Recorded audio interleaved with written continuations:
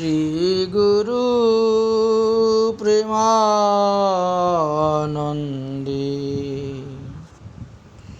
নিতাই গৌর সীতানা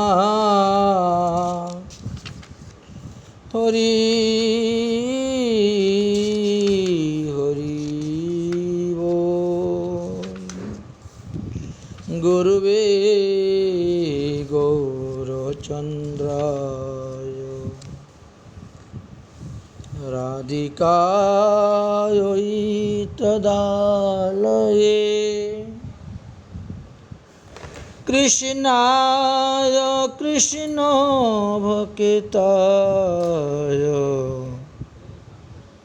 তদ্ভক্তায় নমো নমঃ। আজানো লম্বিত ভুজ কর্ণকাবদাতু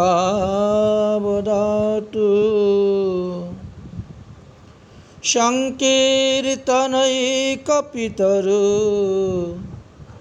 কমলায়তাক্ষু বিশ্বাম্বর দ্বিজবর যুগধর্ম পালু বন্দে জগৎপ্রিয় করু করুণায়বতারু।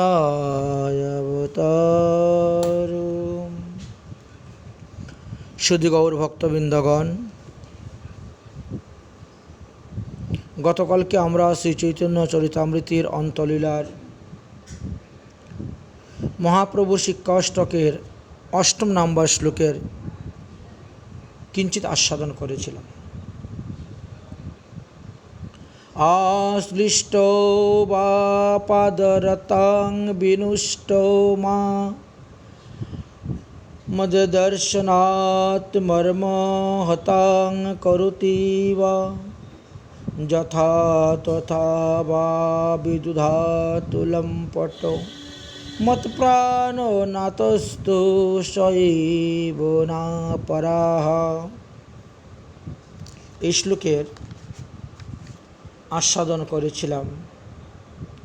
শ্রীমতী রাধার ভাব অঙ্গীকার করে মহাপ্রভু রাধাভাবে ভাবিত হয়ে তিনার মনে যে সমস্ত প্রশ্ন উদয় হয়েছিল, যাহা যাহা দর্শনে লালসা হয়েছিল, যাহা যাহা ভগবানের চরণে প্রার্থনা করার জন্য প্রবৃত্তি হয়েছিলেন, সেই সমস্ত কথাই আমরা আস্বাদন করেছি।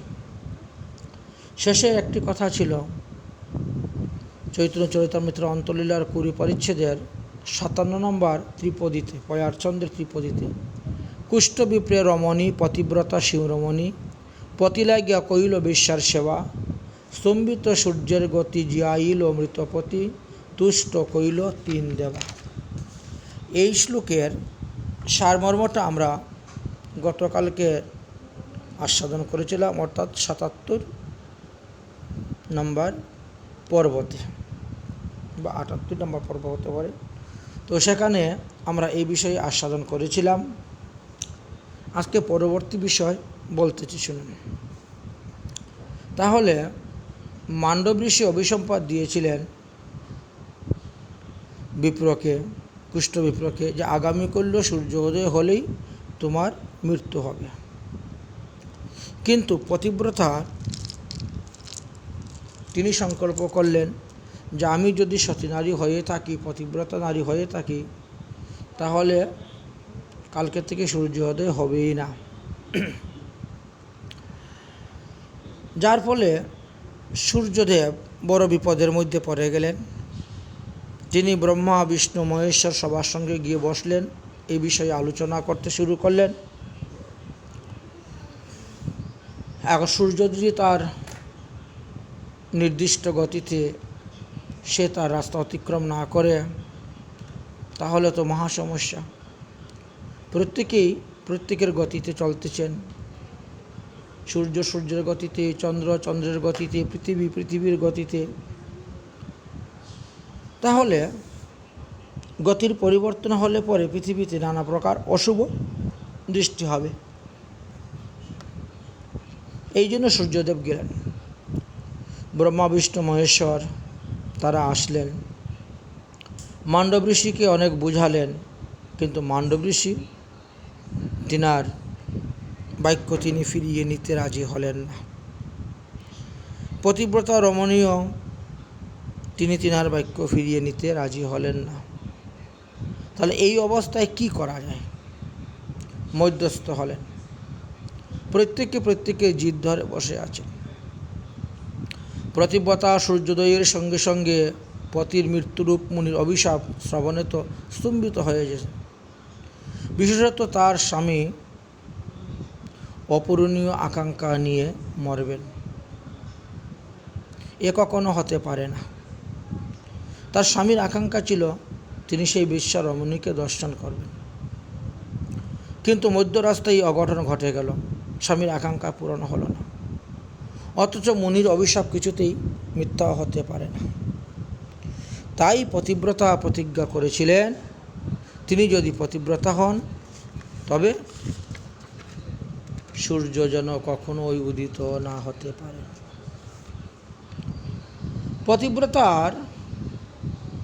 পতিব্রতের প্রভাবে সূর্যদেবীর গতি পর্যন্ত স্তম্ভিত হয়ে গেল। সূর্যের গতি স্তম্ভিত হওয়ায় বিশ্ব বিনাশের উপক্রম হলো জেনে ব্রহ্মা বিষ্ণু মহেশ্বর এই তিন দেবতা এসে পতিব্রতাকে বুঝাইলেন, ওগো, তুমি তোমার জিদ ত্যাগ করো। তোমার পতিব্রতার প্রভাবে সূর্যদেবের গতি স্তম্ভিত হইয়া গিয়েছে, বিশ্ব বিনাশের উপক্রম হইতেছে। তিনি উদয় হতে পারছেন না, তুমি তাকে উদয় হতে দাও। একবার তার পতি মৃত্যু হোক, মুনিবাণী সত্য হোক, তারপর তারা তার পতিকে বাঁচিয়ে দেবেন। পতিব্রতা তাদের কথায় সম্মতি হলেন।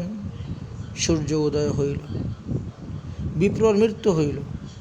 তারপর সেই তিন দেবতায় কৃপায় বিপ্র পুনর্জীবিত প্রাণ ফিরে পেলেন এবং তাদের অমৃতদৃষ্টি প্রভাবে তার দেহের কুষ্ঠ এবং মনের দুষ্টতা আর থাকল না।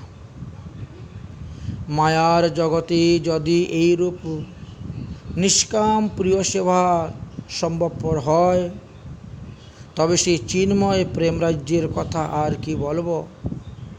তাই তো শ্রীমতী রাধারানী বললেন, কৃষ্ণ মোর জীবন, কৃষ্ণ মোর প্রাণধন, কৃষ্ণ মোর প্রাণের পরাণ। হৃদয় উপরে ধয় সেবা করি, সুখী করু এই মোর সদা রহে ধ্যান। হে সখীগণ, কৃষ্ণ আমার জীবন, তিনি আমার প্রাণধন, এমনকি তিনি আমার কোটি প্রাণেরও প্রাণ। প্রাণ সুখী হইলে যেমন ইন্দ্রিয়াদি অনায়াসই সুখী হয়, তদ্রূপ শ্রীকৃষ্ণ সুখী হলে আমিও সুখী। তাছাড়া আমার আর পৃথক সুখের সত্তা কিছুই নাই। প্রাণ তো হৃদয়ের অভ্যন্তরে থাকে, তাকে তো আর হৃদয় অভ্যন্তরে রাখা সম্ভব নয়। তাই তাকে অন্তত হৃদয়ের উপরে সর্বদা রেখে ধরে রাখব এবং নিরন্তর সেবা করে সুখী করব, এই আমার সর্বদা চিন্তা। এই একমাত্র আমার অভীষ্ট বা চিরকাম্য। রাধারানীর এই উক্তিকে অনুসরণ করে মহাজনগণ বললেন, আমাদের জ্ঞানদাসের একটি পদ আছে, পদকল্পতরু গ্রন্থেতে পাওয়া গেল, বধূ তোমার গৌরবে গরবিনী হাম, রূপসী তোমার রূপে, বধূ তোমার গৌরবে গরবিনী হাম, রূপসী তোমার রূপে। হেন মনে লয় এ দুটি চরণ, সদা নিয়ে রাখি বুকে, আমি সদা নিয়ে রাখি বুকে। আনের আচরে অনেক জানা, আমারই কে বলো তুমি। আনের আচরে অনেক জানা, তোমারই কে বলো তুমি। আমার পরাণ হতে শত শত গুণে, আমার পরাণ হইতে শত শত গুণে, প্রিয়তম করি মানি, বধূ প্রিয়তম করি মানি। বধূ শিশু কাল হইতে মায়ের সুহাগে, সুহাগিনী বড় আমি। বধূ শিশু কাল হইতে মায়ের সুহাগে, সুহাগিনী বড় আমি। সখী গণ মানে জীবন অধিক, সখী গণ মানে জীবন অধিক, পরাণ বধূয়া তুমি, পরাণ বধূয়া তুমি।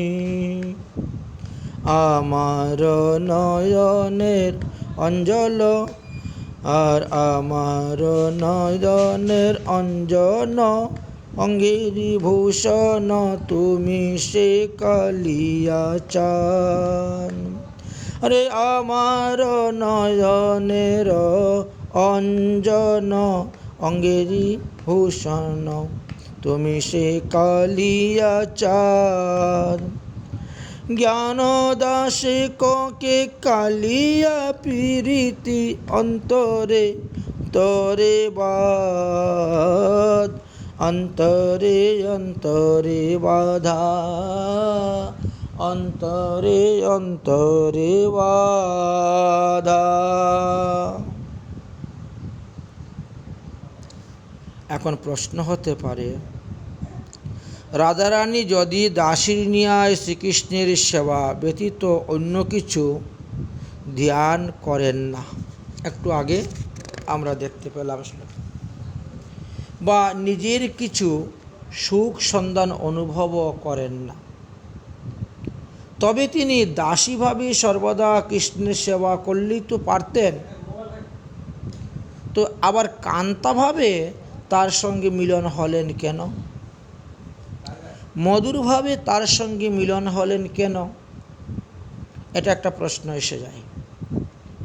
তদুত্তরে সিদ্ধান্ত দিলেন কি, মোর সুখ সেবনে, কৃষ্ণের সুখ সঙ্গমে, অতএব দেহ দেউদান। কৃষ্ণ মোরে কান্তা করি, কহে তুমি প্রাণেশ্বরী, মোর হয় দাসী অভিমান। বড় অপূর্ব শ্লোক বললেন। শ্রীমতী রাধারানী বললেন, হে সখী, শ্রীকৃষ্ণের সেবাতেই আমার সুখ। সেবার উদ্দেশ্য সেব্যের সুখবিধান। সুতরাং শ্রীকৃষ্ণের সুখবিধানই আমার একমাত্র লক্ষ্য। তিনি আমার এই দেহটি ভোগ করতে চান বা ভোগ করলে আনন্দ পান, তাই আমি আমার এই দেহটা তিনাকে দান করেছি।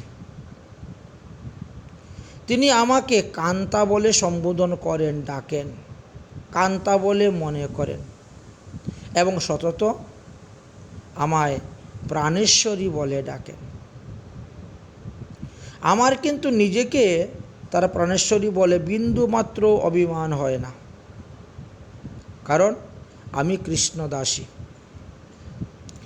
এই আমার চির অভিমান। কৃষ্ণপ্রেমের এই একটি স্বরূপসিদ্ধি ধর্ম আমরা দেখতে পেলাম যে কৃষ্ণপ্রেমী সকলকেই দাস্য অভিমান প্রদান করে থাকেন। কৃষ্ণপ্রেমের এই এক অপূর্ব প্রভাব গুরুসম লঘুকে করায় দাস্যভাব। আবার কৃষ্ণ দাস অভিমানে যে আনন্দ, কোটি ব্রহ্ম সুখ তার নিকটে অতি তুচ্ছকৃত। তাহলে কৃষ্ণদাস অভিমানের যে আনন্দ সিন্ধু, কোটি ব্রহ্ম সুখ নহে তার এক বিন্দু, চৈতন্য চরিতামৃতে আছে।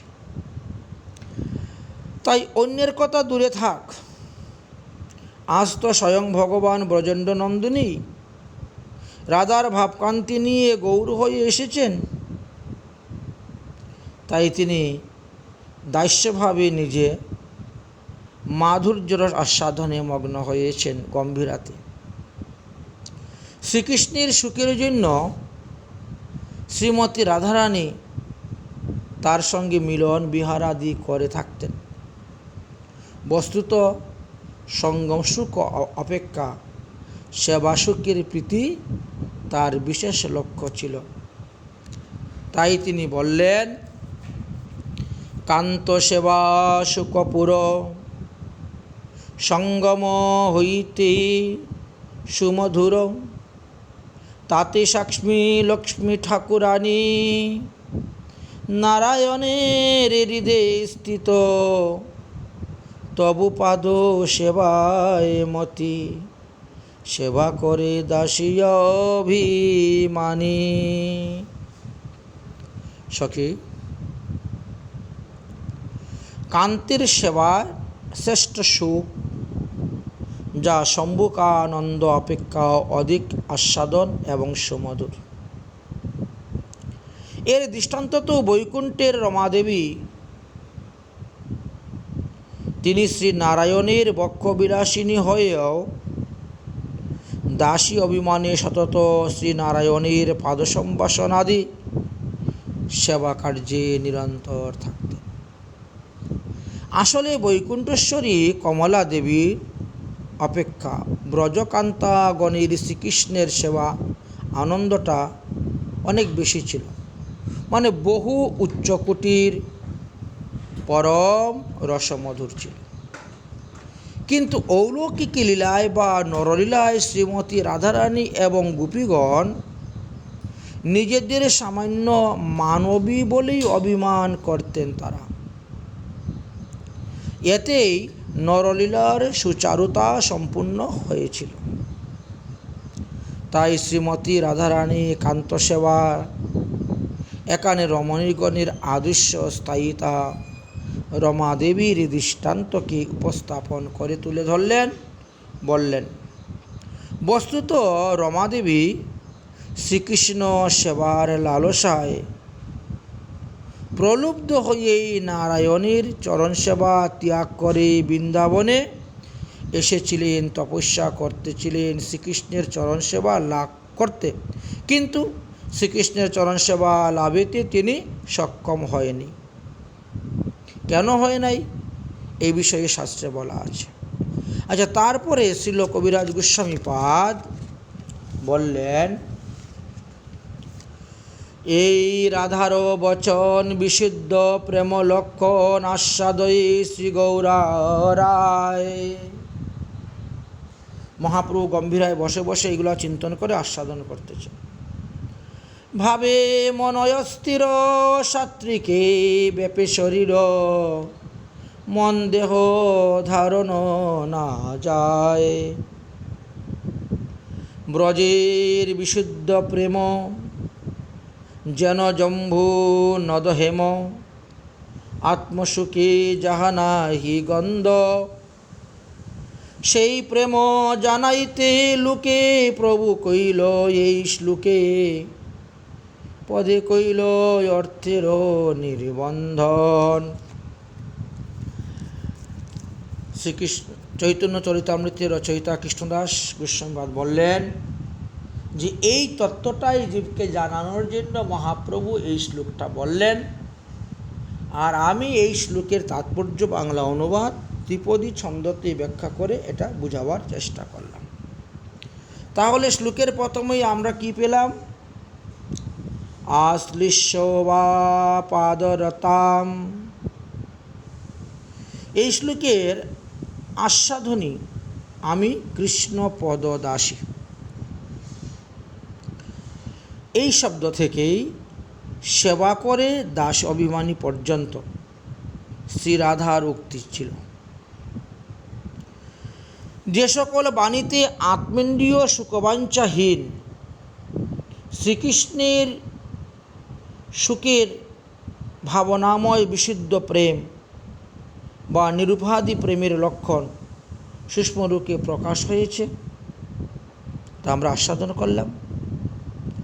শ্রীমতী রাধারানীর ভাবে আজ শ্রী গৌরাঙ্গদেব মহাপ্রভু তাহা আস্বাদন করলেন। এই বিশুদ্ধ রাধা প্রেম মাধুরী আস্বাদনের নিমিত্তই তো এই গৌর অবতার। ব্রজলীলায় বিষয়তত্ত্ব রূপে যে নির্মল রাধা প্রেমের মাধুরী দর্শন করে স্তম্ভিত বা হতবাক হয়েছিলেন এবং আশ্রয় তত্ত্বরূপে শ্রী রাধার ভাবের এই প্রেম মাধুরী আস্বাদনের নিমিত্ত প্রলুব্ধ হয়ে পড়েছিলেন মহাপ্রভু, আজ গৌরলীলায় তাই আস্বাদনের বিষয়বস্তু হয়ে উঠেছে।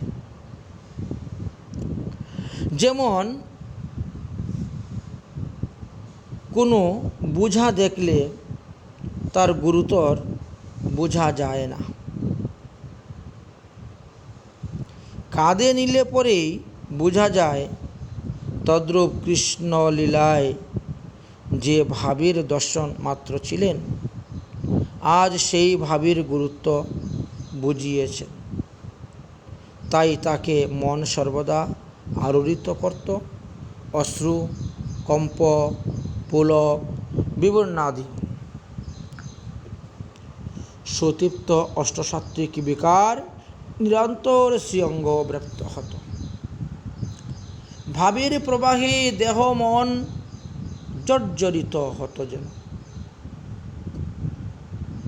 যেন তার দেহ মধ্যে মনটি নেই, মনকে ধরে রাখা যাচ্ছে না। এই রাধাভাবের আকর্ষণে তিনি কুর্মাকৃতি হয়েছিলেন। আমরা একবার আলোচনা করছিলাম যে মহাপ্রভুর কুর্মাকৃতি। এইভাবেই বিকর্ষণে তার অস্থি সন্ধি বিয়োগ দেখা যেত। আরেকটা কি বললেন? জম্বু নদী যে স্বর্ণজাত হয়, তাতে তো খাদ নেই, তা যেমনি খাঁটি তেমনি মূল্যবান। প্রেমের রাজ্যে আত্মসুখ বাসনাই প্রেমের খাদ। ব্রজের প্রেম জম্বুনদ স্বর্ণের ন্যায় বিশুদ্ধ, অর্থাৎ আত্মসুখ বাসনা গন্ধরহিত, অতি নির্মল। বিশেষভাবে গোপী প্রেম, সর্বোপরি রাধা প্রেম এবং নির্মল্যের পরাকাষ্ঠা বলা হয়। এই বিশুদ্ধ প্রেমের লক্ষণ বিশ্ববাসীকে জানাবার জন্যই মহাপ্রভু শিক্ষাষ্টকের এই শ্লোকটি পাঠ করলেন এবং স্বয়ং শ্লোকার্ধ পদ নির্বন্ধে আস্বাদন করলেন। সেই প্রেম জানাইতে লোকে, এইভাবে শ্রীকৃষ্ণদাস কবিরাজ গোস্বামী শিক্ষাষ্টকেরকে জগৎবাসী শিক্ষা বা ব্রজপ্রেম দেওয়ার কথাই জানাবার চেষ্টা করলেন। তাই ব্রজপ্রেমের সাধনায় শ্রীমৎ মহাপ্রভু অনর্পিত চরিণ, চিরান করুণা অবতার ইত্যাদি শ্লোক দেখতে পাই। তিনি স্বয়ং তা চরণাশ্রিত শ্রীরূপ গোস্বামী, সনাতন গোস্বামীবর্গ, ব্রজজনের রাগাত্মিকা ভক্তি বিশ্ববাসীকে জানিয়ে তার অনুগত্যময় রাগানুগা ভজন তাদের প্রবর্তিত করেন। শুদ্ধ ভক্তি দুই প্রকারের হয়, এক হলো বৈদিক ভক্তি আর এক রাগানুগা ভক্তি, কিন্তু দুটাই শুদ্ধ ভক্তির মধ্যেই পড়ে। যত্র রাগানো ব্রাপ্ততাং প্রবৃত্তিরুপজায়তে শাসনেনৈব শাস্ত্রস্য সা বিধি ভক্তিরুচ্যতে। ভক্তিরসামৃত গ্রন্থের 1-2-26 মধ্যে আলোচনা হয়েছে। 1-2-6 সাধারণত ভগবত জনের প্রবৃত্তি বিষয়ে কোথায় কোথায় দেখা যায় লোভ, কোথায় বা শাস্ত্রের অনুশাসন প্রবর্তক হয়ে আছে। যে ভক্তিতে লোভ প্রবর্তক না হয়ে শাস্ত্রের অনুশাসকই প্রবর্তক হয়ে থাকে তাকে বিধিভক্তি বলা হয়। ভগবৎজন না করলে নরকাদি ভোগ ও নানা যোনিতে ভ্রমণ করত সংসার যন্ত্রণা প্রাপ্তি অবশ্যম্ভাবী। অতএব আমাদেরকে ভগবত ভজন করতে হবে। ভগবত ভজন না করলে যদি আমাদের বিভিন্ন যোনিতে গমন করতে হয়, সংসার যন্ত্রণা ভোগ করতে হয়, তাহলে দেখা গেল যে আমাদেরকে ভগবত ভজনই করতে হবে, তাছাড়া উপায় নেই। ইত্যাদি শাস্ত্রবাণী যেখানে ভজনের প্রবৃত্তির কথা বললেন তার নাম বৈদিক ভক্তি। রাগানুগা ভক্তি কীরকম? বিরাজন্তীম অবিবেকিতো ব্রজবাসী জনাদিষু রাগাতিমি কামানুস্মৃতা জিয়াসা রাগানু গচ্ছতে। ভক্তিরসামৃত সিন্ধু 1-2-270। ব্রজবাসী নিত্য পার্ষদগণের প্রকাশ্যভাবে বিরাজিত ভক্তির নাম রাগানুগা ভক্তি। এই রাগাত্মিক ভক্তির অনুগতা ভক্তকেই রাগানুগা ভক্তি বলা হয়। রাগাত্মিক ভক্তি সম্বন্ধিকা আত্মিকা এবং কামাত্মিকা ভেবেও দুইবিধ হয়ে থাকে। ব্রজের রক্তক পত্রকাদি দাসগণ, শ্রীরাম সুবলাদি সখাগণ এবং নন্দ যশোদাদি মাতা পিতাগণের সম্বাত্মিকা এবং শ্রীমতী রাধারানী ব্রজসুন্দরীগণের কামাত্মিকা ভক্তি নিত্য বিরাজিত। ভক্তির শ্রেষ্ঠত্ব বিচার করতে গেলে সম্বাত্মিকা অপেক্ষা মধুর রসময়ী কামাত্মিকা ভক্তির পরম উৎকর্ষ। এই কামাত্মিকা আবার দ্বিবিধ। শম্ভুকেচ্ছাময়ী তৎভাবোচ্চাত্মিকা। শম্ভুক ইচ্ছাময়ী নায়িকার ভাব এবং তৎভাবোত্মিকা সখী ভাব। সুতরাং রাগানুগা ভক্তির সম্বন্ধ অনুগা এবং কামা অনুগা ভেদ দ্বিবিধ। ব্রজে দাস্য শৈক্য বা বাৎসল্য মধুর আমরা দেখতে পাই। তার মধ্যে ব্রজে দাস্য শৈক্য এবং মাতা পিতার আনুগত্যময়ী ভক্তিকে সম্বন্ধ অনুগা বলা হয়েছে ও ব্রজ গোপীগণের আনুগত্যময়ী ভক্তিকে কামানুগা বলা হয়েছে। এই কামানুগার তদ্ভাবাত্মিকা সখীভাবের মধ্যে শ্রীমতী রাধারানী, নিত্য কিঙ্করী, শ্রীরূপমঞ্জরী, রতিমঞ্জরী প্রভৃতি কথা শোনা যায়। তাহাদেরই আনুগত্যময়ী মঞ্জুরি ভাব সাধনায় মহাপ্রভুর মহাদান। ইহাই শ্রীরূপ সনাতনাদি গোস্বামীগণের আচরণীয় ও প্রচারিত ব্রজরসের সাধনা। এই মঞ্জুরি ভাবেই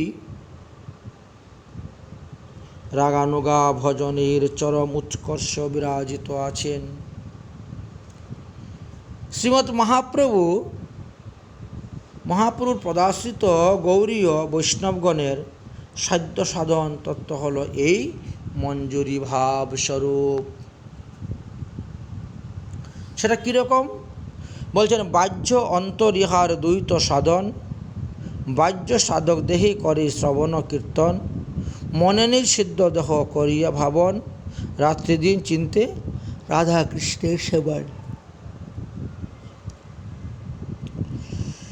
এই রাগানু মার্গের সাধক বাহ্য বা সাধক দেখে ব্রজভাব পূর্বত অর্থাৎ যথা অবস্থিত দেহে ব্রজবাসে অসমর্থ হলে মনে মনে ব্রজবাস করবেন।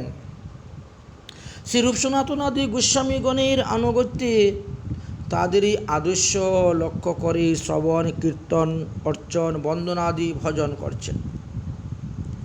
আর নিজ সিদ্ধ দেহে অর্থাৎ গুরু প্রদত্ত স্বীয় সিদ্ধ দেহ বা মঞ্জুরি স্বরূপ চিন্তা করে শ্রী বেপ্য মঞ্জুরি আদির অনুগতে মনে অষ্টকাল শ্রী রাধা মাধবের লীলা এবং তাদের কালোচিত সেবার ভাবনা করিবেন। সততই তাদের মনে প্রাণে এই লালসা জাগরিত করতে হবে যারা ভজন করে যাচ্ছে। তাই শাস্ত্রে বললেন, রাধা কৃষ্ণ প্রাণমোর যুগল কিশোর,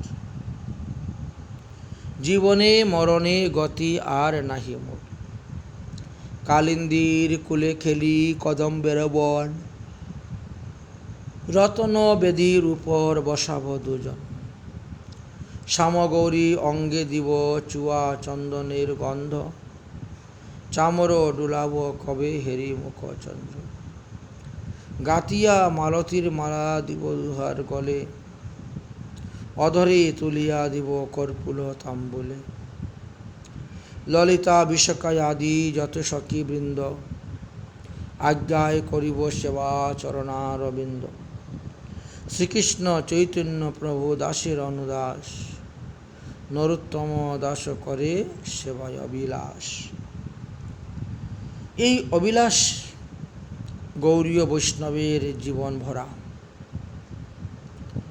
এই অবিলাসকেই বুকে নিয়ে তারা অনুরাগময় ভজন জীবন যাপন করে আসছে।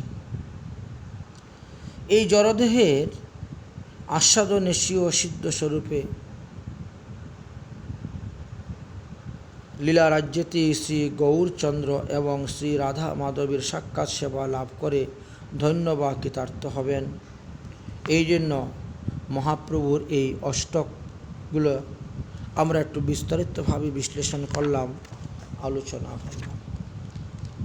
শ্রী শ্রী চৈতন্য চরিতামৃত এই স্থানেই কৃষ্ণদাস কবিরাজ গোস্বামী বিশ্রাম দিয়েছিলেন, যার ফলে মহাপ্রভুর অন্তলীলার বিষয় নিয়ে আর কোনো কিছু তিনি লিখেননি। অন্তর্ধান লীলা, আমরা মহাপ্রভুর অন্তর্ধান সম্পর্কে কোথায় কোথায় কিভাবে লেখা আছে আমরা সেইগুলাও আস্বাদন করব আগামী পর্বতে। সেখানে শুধু খালি অন্তর্ধান লীলা সম্পর্কেই বলবো। যদিও মহাপ্রভুর অন্তর্ধান লীলা সম্পর্কে বিভিন্ন মত আমরা দেখতে পাই, কিন্তু আমরা কোনোটাই নিন্দা করব না।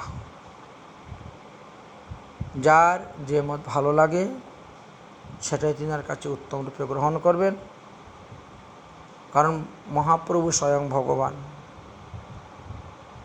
তিনি অকর্তব্যকে কর্তব্য করতে পারেন এবং কর্তব্যকে অকর্তব্য করতে পারেন।